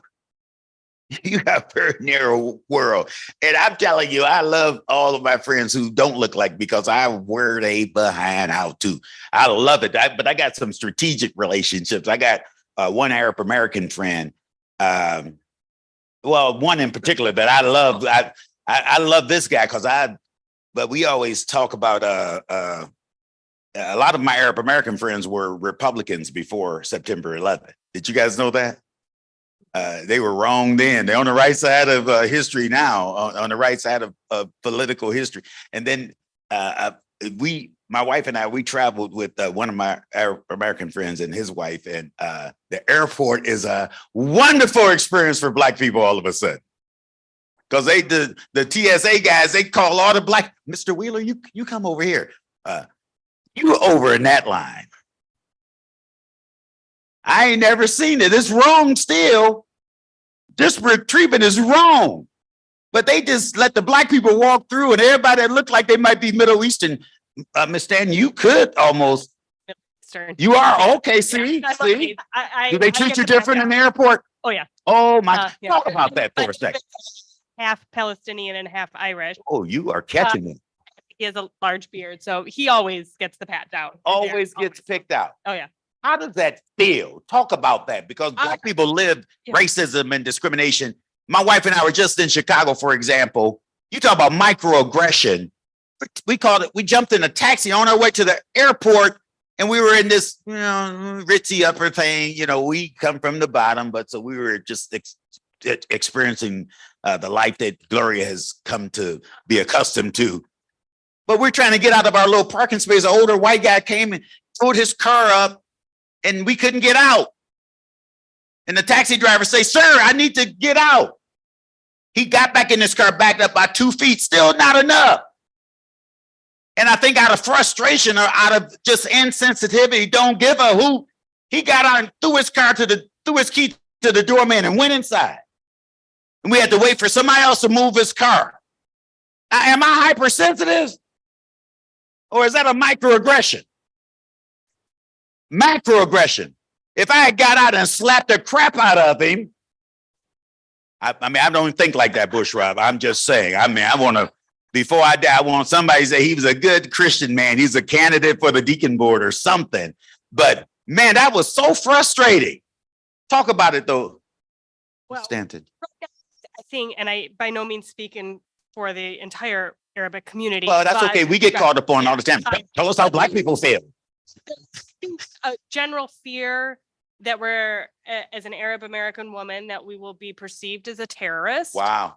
Myself, I've been asked those questions. My husband for sure has been asked those questions. A general fear about that perception when we really just want a good life for our families and our children, just like anybody else. And since 9/11, there have been, increased surveillance, increased fear. I think after the horrors that are happening in Israel and Palestine right now and in Gaza, there is added fear. I have friends that work for the city of Dearborn. They're getting death threats at their work voicemails. Yeah. In the Jewish community, there's this horrendous rise of anti-Semitism. Yeah. And the reality is people want peace. They want to be able to have a good life for themselves and their family. And right now it is a very scary and broken time. So why should we live afraid, guys? We want the same things. We really all deserve the same things. If you care about the human experience, we all want the same things. And guess what? In America, there are enough resources for everybody. And Sam just highlighted how a small amount of folk got a whole bunch, and a whole bunch of folk don't have enough. And there's a pathway out of poverty, but we have to be the kind of advocates, the kind of voices that fight for the least among us. And I remember, Brother Chadrick, I remember when I was 7 or 8 or 9, my parents used to take us back and forth to Mississippi. And my dad talked about the poverty and the racism, which is a double dose of ignorance and insensitivity. And I made a decision then that if I could ever help make a change. That would become my life work because I saw it firsthand. Do you follow me? And that's why I'm saying, learn to raise your voice. Danielle, what do we need to do more of? Why do we have to beg our people to go to the poll? What is the psychology? Why are we do this every year, every election cycle? Anybody can take that question. Sam, I saw you moving. You sound like you want to jump on that one. But Danielle first, and then Sam, I want you to get into, I'm gonna go back to Richard. Response is trust Black women.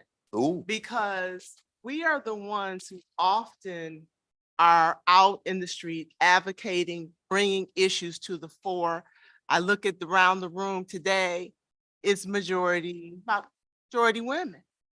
And Black women, we have always been at the base of activism. It's coming out more about the history of the civil rights movement and how there were so many women. I think my voice carries all the time, because I often use my outdoor voice inside. I think, as I was saying, we have a history of participation, activism, pressing our family and our community to rise. And if you look at politics let me finish my thought.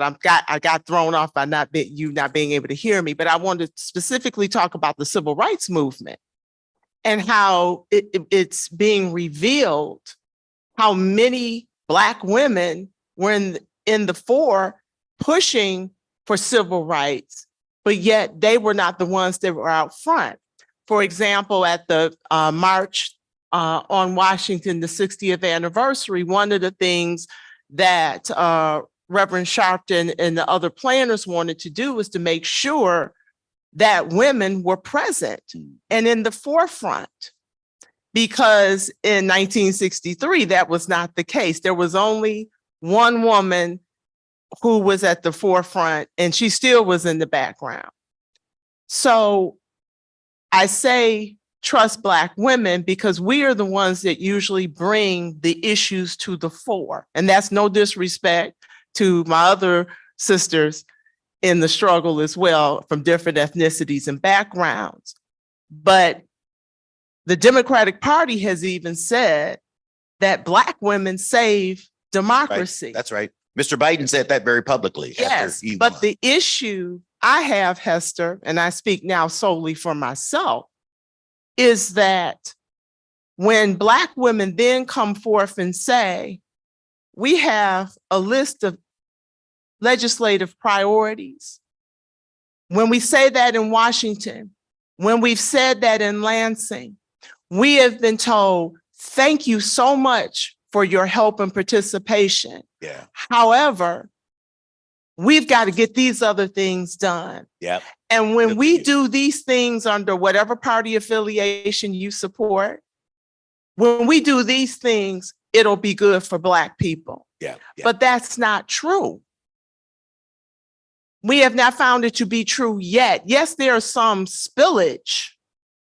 But if you even take a look at the redistricting maps.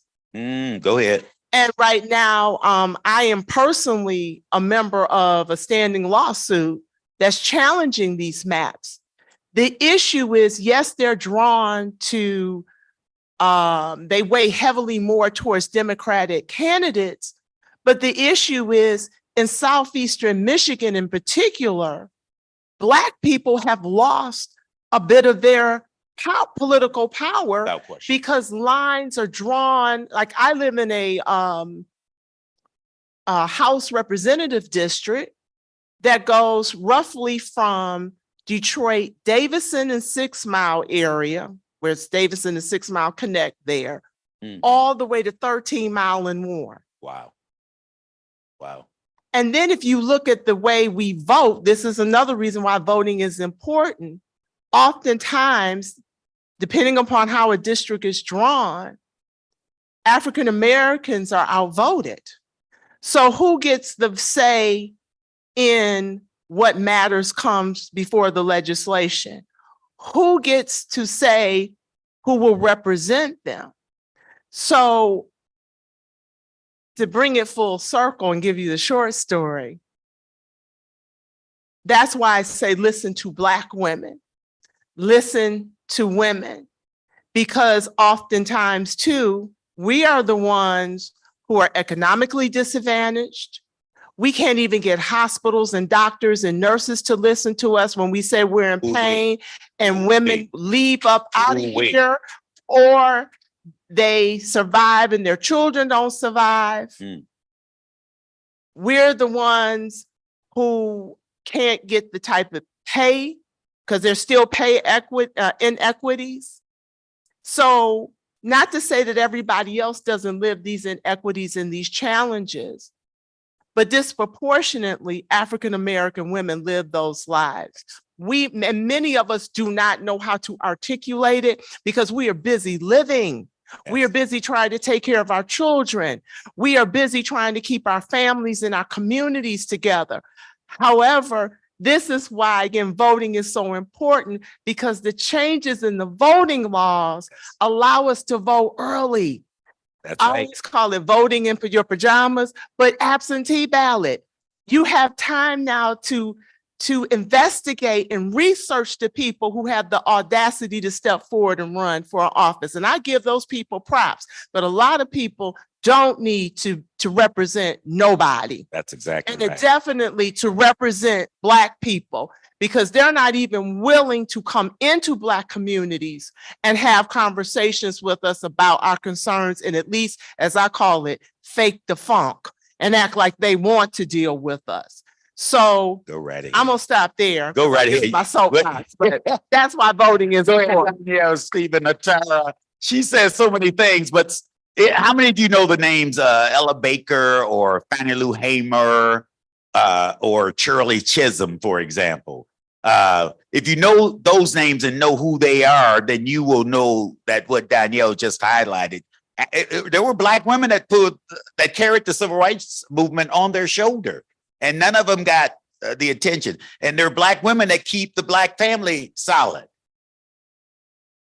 And then, you know, we have all these debates, Rev and I, and Brother Stuckey, if you haven't yet, you will be. Chadrick, you definitely will be. Daryl's in those meetings, and the brilliance of Attorney Chewy Carrega. We get to go to all these meetings, and they say, well, we can't find any qualified Black people. Well, you keep cutting them off. You cut off the pipeline. We used to have a policy called systematic inclusion, where African Americans in Michigan are 15% of the taxpayers. We don't have 15% of the seats at any university in Michigan because we shut down the pipeline. 30 years or so ago, they start coming after. We had $1.5 billion Detroit voters voted to fix our schools. They wanted control of the money, so they destroyed our school system, shut off the pipeline. So me and Daryl and Eric and Robert, but Brother Stuckey and Chewy, we go to these meetings, they say, where are the young, talented Black kids? You shut off the pipeline. England was a mean-spirited conservative. He was more committed to business leaders and their success than he was everyday people. But so Danielle, you said so many important things, and we don't have to apologize for our commitment to self-determination is what I'm saying over and over again. And I know we don't want to belabor this, but Richard, Ms. Stanton just touched upon just the right to dignity. And I know we're talking about voting, but Hamas and Israel, do you have a comment? And I take the picture of my Jewish friend sitting next to my Middle Eastern friend. And the only reason why I'm doing this is because there cannot be, and this ain't that kind of forum, but there cannot be a subject that's so sacred that we can't even talk about it. And I really don't care if we don't agree. You have a right to your perspective, but in all of Richard Bernstein's brilliance, I'm just, what are your thoughts about right now? So I'm actually very proud to say that I, myself and Bushra, spend considerable time in the Middle East, considerable time. Yeah, and we travel there, we work together, and we were able to play a pretty significant role in the creation of the Abraham Accords. And that is a very significant peace document that is going to change people's lives all across the region. And what I will say that's actually very interesting is one of the other things that Bushra and I do is we work with the State Department. And what we do is we travel all across the world. And what's really interesting is we talk about commonality, right? There is one commonality that brings people together. And ironically, it's disability. Everybody either has a person in their family that is disabled. Everybody either has a disability, knows a person with disability, but they are impacted by disability. So what State Department does, and they send us to all these different countries, many of them Middle Eastern. And the reason is that in many of those cultures, if you have a disabled child, that child is hidden because it's such a taboo that the child doesn't go out. Child doesn't want to be, the parents don't want people to know they have special needs children. UAE, one of United Arab Emirates.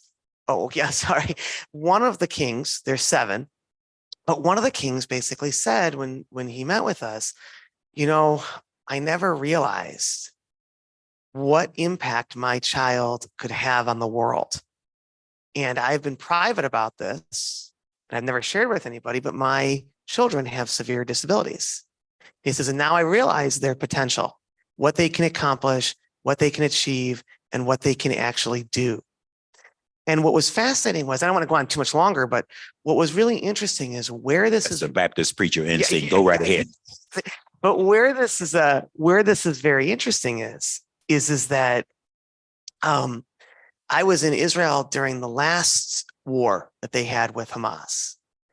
Now, what's fascinating about that was that they actually had me go on television, and they brought one of the top sheikhs in the region on television as well. And the two of us talked about disability because that sheikh had disability in his family. And so ultimately, what you have to sometimes look at in these situations are the commonality. And now going away a little bit from the conflict that's happening now and focusing more on kind of a more global perspective, we travel to China, India, UAE. Our Bushra and I are scheduled to be going to Saudi Arabia to do a lot of work in Saudi. And the reason for that is because a lot of times what God does is he does create a certain degree of suffrage. And through that level of suffrage, there comes a commonality. And that commonality of understanding can be incredibly powerful. And when you have a commonality of understanding like disability, it ultimately allows for shared experiences and allows for people to be brought closer together who otherwise don't have anything else that would tie them. Go ahead, Richard Bernstein. Isn't that guy brilliant? Isn't it? That is awesome. And what we just heard Brother Bernstein highlight was the things that connect us are really greater than the things that divide us. And another quick thing. Oh, here he comes. I can't resist. One of the next places that we're actually going to is Egypt. And people are saying, well, why would you go to Egypt? And the reason is 35%. This is a staggering number. 35% of the Egyptian population has a disability. Wow. 35%. Wow. So think of the impact that can be generated. That's awesome. All right, we're going to let you guys make your wrap-up statements. Most of you probably came with some prepared comments. I want you to take a couple, 3 minutes to go through whatever your prepared comments might be and just treat those as your wrap-up, because I want to respect Attorney Chewy Correga and Lori Moore and all of you who helped organize this forum so we can get out. I want to read one final piece of data for you. Danielle, you highlighted the Michigan Voting Rights Act, which would do a lot of things. We've got 4 pieces of legislation that we were going to try and move. We were going to try and move it now, but now that sine die is coming fast, we might not move it until February. But stay tuned, because this is an important update. And believe it or not, an African-American elected official and a Democrat are not the same thing. They're not the same thing. We think that because Democrats have the majority in the House and the Senate and the governor, that we should be able to get a voting rights law passed. Right? Not the same thing. And Danielle just highlighted how people, if you live in a suburban community and you have a slice of Detroit, whose priorities are likely to prevail, especially if you don't come to the Detroit slice of your district. And that's where this whole debate about redistricting is so significant.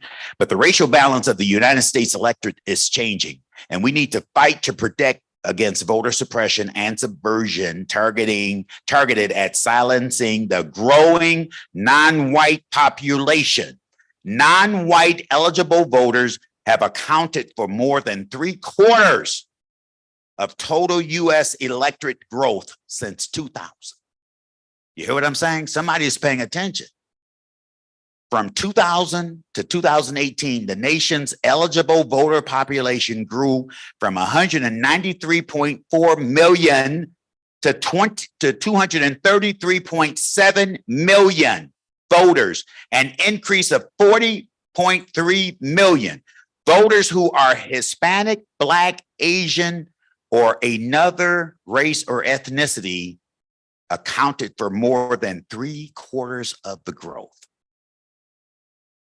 This is not Hester Wheeler's data. This is from the Pew Research Center. I'm saying a lot of people are watching that you're participating, you're expanding your power. And that's why we're still talking about voting rights, Miss Stanton, and 2023. And we just got a Voting Rights Act in 1965. And here we are, we're still talking about it.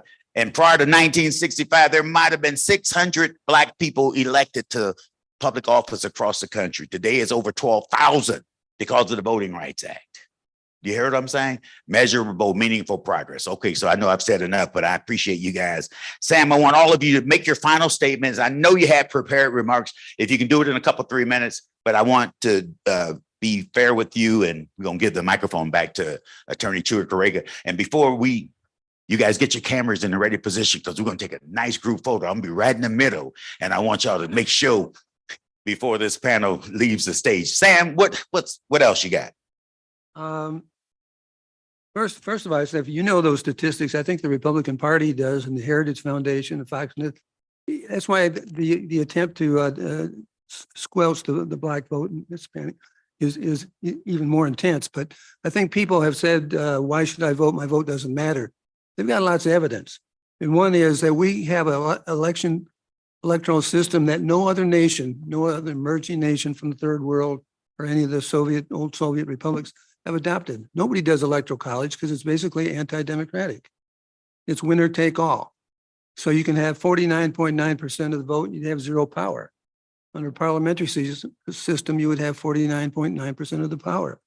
The other thing that denies people, disenfranchises people, was the mass incarceration due to the drug laws of 1986. If you had 5 grams of crack in your possession, you would spend 5 years in prison.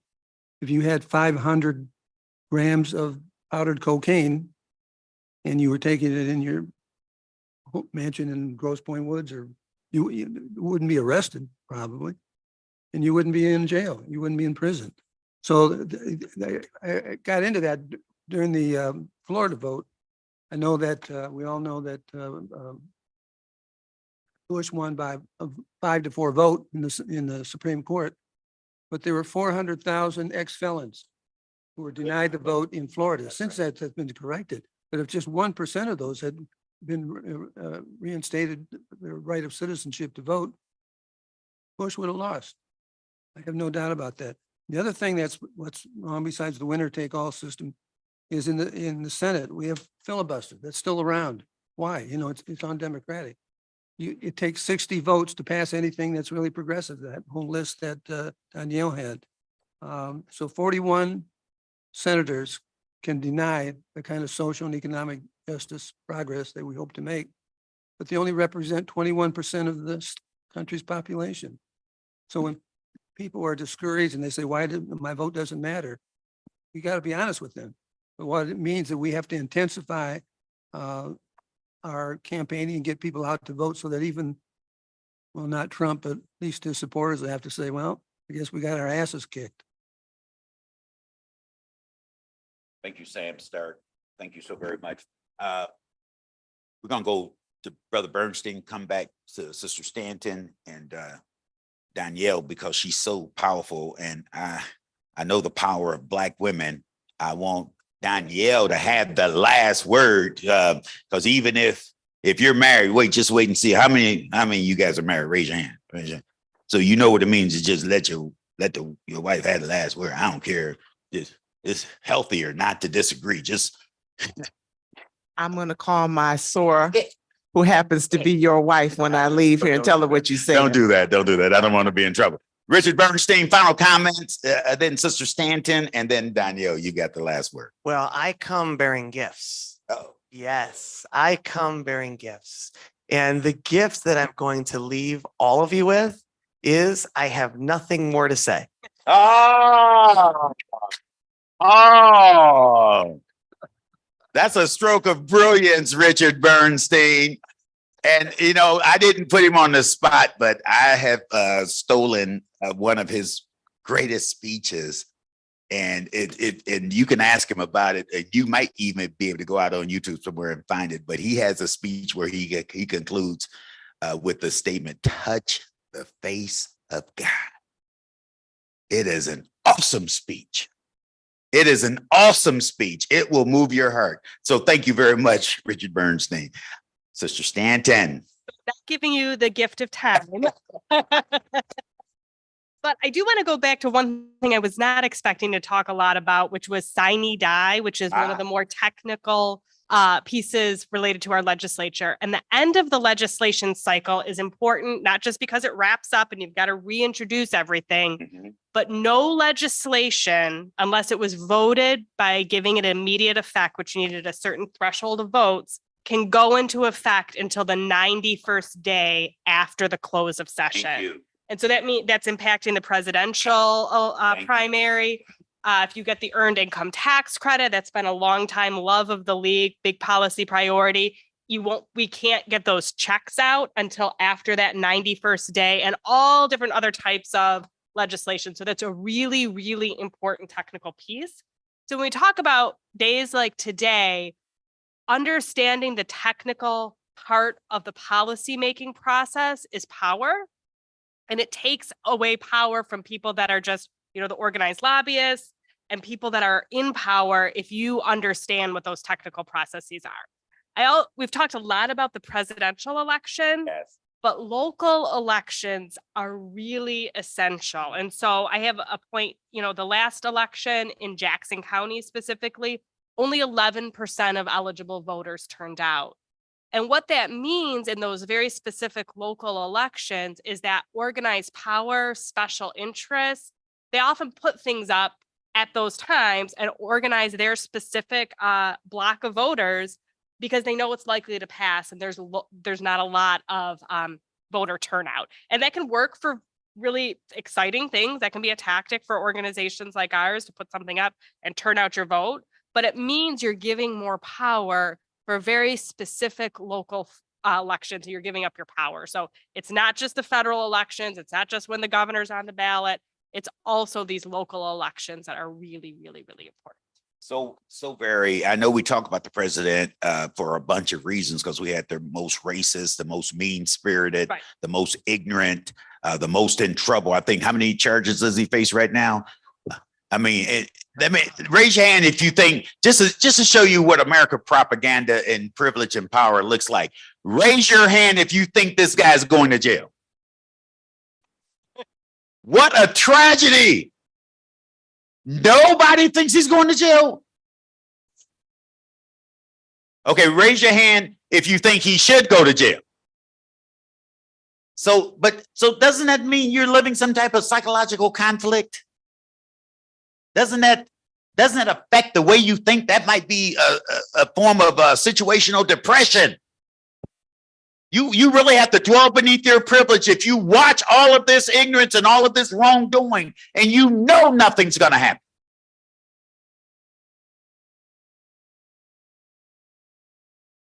Danielle, you got the last word.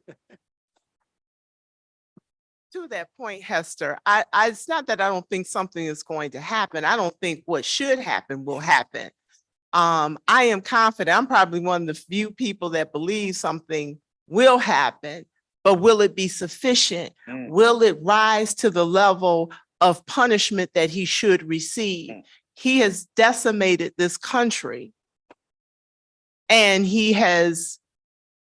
it seems like he's trying to move this country towards a race war. So is he going to get everything he should get? No. So I will say that. Okay. But on to other things. My final points. I want to stress the power of personal empowerment. You make the decisions, and it sort of gets to your point, Hester, when you ask about him receiving his just rewards for all the hell that he's caused. We have a say-so in what happens. All these statistics that we've talked about today, it really doesn't make a difference for the next election. You can change it. You can be present. I think it was said earlier, you're the ones that have to take this information back to your community. Now, you may be the one at the family dinner, not during the dinner, but afterwards, that you talk about these things with your family members or your friends that are approachable. You will be amazed how much people will remember or how they begin to put the pieces together. I've had people call me because in different organizations, especially at my local Delta chapter, a lot of times people will walk up to me and they said, I remember you talked about such and such and such, and I was watching the news and I got it. Or now I understand what you're talking about. But I also will tell you, you will not have a lot of that feedback initially. People will look at you. Sometimes they'll believe you're part of some conspiracy theory group, which you're not. But a lot of us are not taught to think critically. Or when we do, it's demeaned. How will you dare challenge that? It's been this way all along. Why can't you just get along to get along? And that's why now we're having courts overturn all of our rights, which leads to my last point. Everything starts locally. We have in 2026 a Senate seat that's available for the first time, even though every time you run, we have to reelect people. But oftentimes for seats like that, they don't turn over. But also every 2 years, we send a representative to Congress. Okay. Every 4 years, we elect the president. All of it works together. And ultimately, I'm saying you look what the federal courts are doing, and especially it's the Supreme Court, because we slept and some of us couldn't deal with the fact that a woman was running for office. Or I read this propaganda and I didn't take the time to really research and see, was that really true? And so we ended up with a person who had, I forget the exact number now, but basically I think it was 3 appointments back to back to back. And now we have people on the court, because the Supreme Court, you can sit in that seat for life. You literally can fall out at the desk and they have to wheel you out, okay? We've got multiple people that are under the age of 50 or under the age of 60. We now have people in office that are going to impact the grandchildren that I hope to have one day soon. So we're talking about generations after us will be impacted. So whatever you have to do, whatever the issue is that's important to you, grab hold to it, do your research, and respectfully challenge the individuals that represent you. If they can't take you asking them a question, then there's a good possibility they don't need to represent you. Thank you so much for this time. And to quote Representative Beatty, from the state of Ohio, who is a Delta. Oh, of course. I relinquished she's a- my time and I approve this Of message. course she's a Delta. Go right ahead. Was this good for you guys? Did you learn a few things? I give this panel a round of applause. Thank you, Richard Bernstein. Thank you, Monique Stanton. Thank you, Danielle Stephen Natara, and thank you, Sam Stark. All right, let's get this last photo, and Chewy is your. Thank you, Hester Wheeler. Got it. Daryl, you got your phone? Oh, okay, brother. Come on, y'all do want to get a photo? Come on up. Let me just say, I want to thank Hester and the entire panel for this wonderful discussion. No, that's all right. All right, yeah. And I want you to understand, though, the NAACP is a nonpartisan organization. We are political, but we're also first and foremost nonpartisan. So thanks all to the panel. Thank you all for coming. Be mindful of the fact that we're here 2 more weeks. Every Saturday in October, we'll be talking about family law, employment law, criminal law, traffic law, everything that affects the individuals, the person, we will be addressing. This is a community law school. The idea behind this school is to make sure that people understand what their legal rights are, so that when they have a dispute, they don't run and get their gun. They run and get their law book. That's the idea. Thank you all for coming.